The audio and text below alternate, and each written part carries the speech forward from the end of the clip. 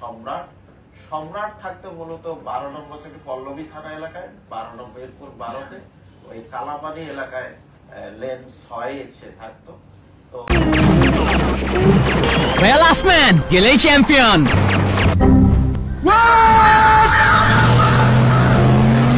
আবার কাটছে কি ভাই? দরকারের সময় নেট নাই?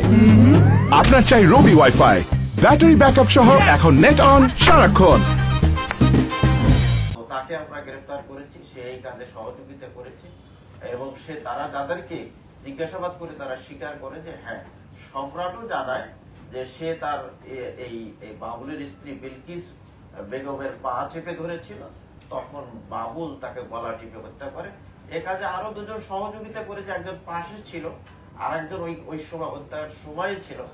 আমরা তদন্তের স্বার্থে বাকি দুজনের নাম প্রকাশ করছি না। আমরা আমাদের অপারেশন অব্যাহত রয়েছে, আমরা আশা করি খুব দ্রুত বাকি দুজনকে আমরা গ্রেফতার করতে পারব। ধন্যবাদ। আমরা প্রশ্ন থাকতে পারে আপনাদের, আমরা প্রশ্নগুলো পরে নিব। আমি শেষ করে নিই।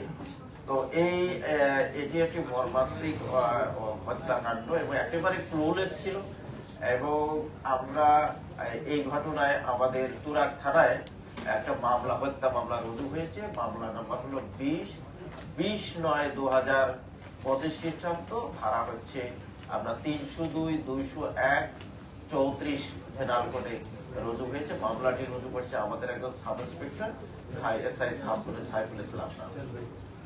তো আমরা এই খুব দ্রুততম প্রায় 24 ঘন্টার মধ্যেই এইরকম একটি ক্লুলেস হত্যাকাণ্ডের আমরা রহস্য উন্মোচন করেছি, আসামিদের গ্রেফতার করেছি এবং অন্যান্য আলামত জব্দ করেছি।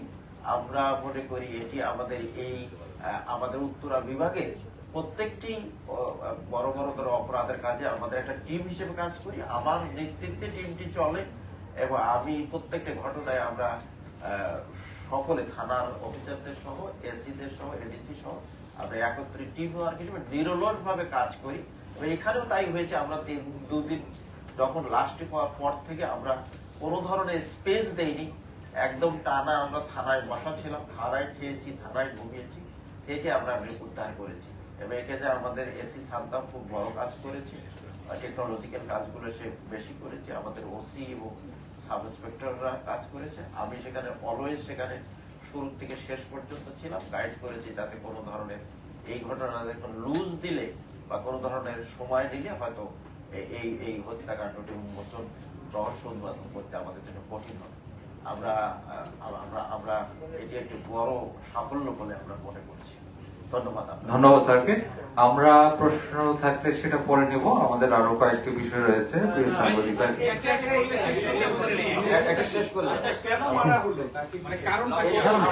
জিজ্ঞাসাবাদে আরেকটি তথ্য আপনাদের দিই, আমাদের দুজন যে আসামি গ্রেফতার হয়েছে তারা দুজনেই এই হত্যার সাথে নিজেদেরকে জড়িয়ে স্বীকারোক্তিমূলক জবানবন্দি আমাদের কাছে দিয়েছে এবং তারা বিজ্ঞ ম্যাজিস্ট্রেটের কাছেও সিআরপিসি 164 ধারায় তারা স্বীকারোক্তিমূলক জবানবন্দি দেবে এবং সে কারণে তাদেরকে আমরা বিজ্ঞ আদালতে প্রেরণ করেছি। আমরা আশা করি বিকালে আমরা এই স্বীকারোক্তিমূলক জবানবন্দির কপি আমরা পেয়ে যাব।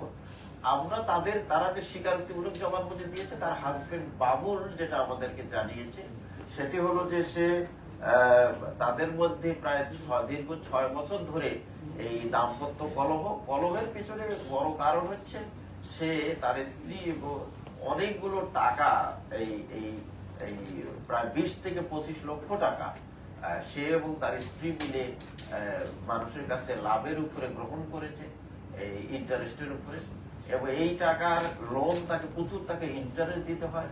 সে বাবুল চাকরি করে 901 ঢাকা ক্যান্টনমেন্টের 901 সেন্ট্রাল 703 সেন্ট্রাল ওয়ার্কশপে সে মেকানিক হিসেবে কাজ করে, মিডিয়াম যে ওয়ার্কশপ সেখানে কাজ করে, সেখানে চাকরি করে, সিভিল জব। তো সেখানে সে 31,000 টাকার মতো বেতন পায়।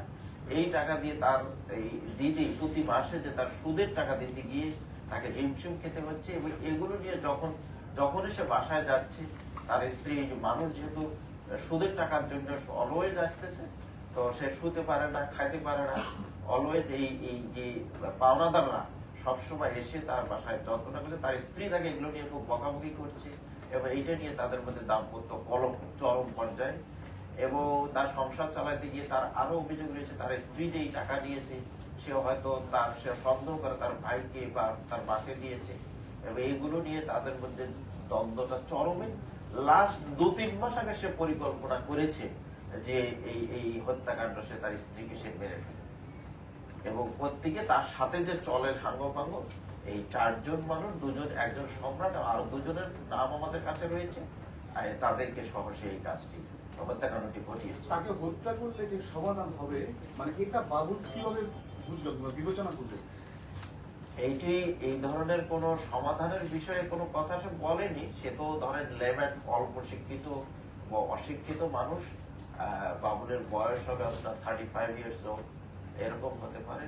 তার এই যে কলহের যে সে হয়তো একমুখী হয়তো চিন্তা করেছে, আমরা সেভাবে সে বলেছে যে আমাদের এই তার সাথে যে আমার তিক্ততার কারণেই তার যে পারিবারিক কলহ, এই কারণেই সে হত্যা করেছে বলে আমাদের কাছে স্বীকার করেছে। বিজ্ঞ আদালতেও সে সেটা স্বীকার করবে বলে সে বলে প্রতিশ্রুতি দিয়ে বিজ্ঞ আদালতে চলে গেছে। এই স্ত্রী হত্যায় যারা সহযোগী হিসেবে নিয়েছে, তারা কিন্তু ভাড়াটে হিসেবে নিয়েছে, একরকম ভাড়াটি তা সে তাদেরকে বলেছে। এবং যে সম্রাট যেটা আমাদের কাছে স্বীকার করেছে সেটা হলো যে তাকে 50 হতে 1 লক্ষ টাকা সে দেবে এই ঘটনার পরে। বিভিন্ন ভাবে সে তাকে বলেছে যে সে তো খুব বেশি বেতন পায় না, হয়তো 31-32 হাজার টাকা স্যালারি পায় ওখানে। সে বলেছে যে এই ঘটনা এই টাকায় কাজটা করে দিলে সে তাকে বিভিন্ন সময় 50,000 থেকে 1 লক্ষ টাকা পে করে দেবে।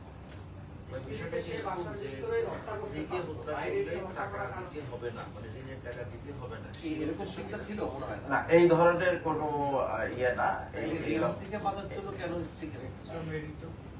না, সে তো আমরা তো ফোকাস করেছি যে সে যেহেতু নিজে স্বীকার করেছে এবং সে আরো সে ম্যাজিস্ট্রেটের কাছেও এই স্বীকারোক্তি দেওয়ার জন্য সে কনফেস করেছে, আমাদের কাছে সম্মত হয়েছে।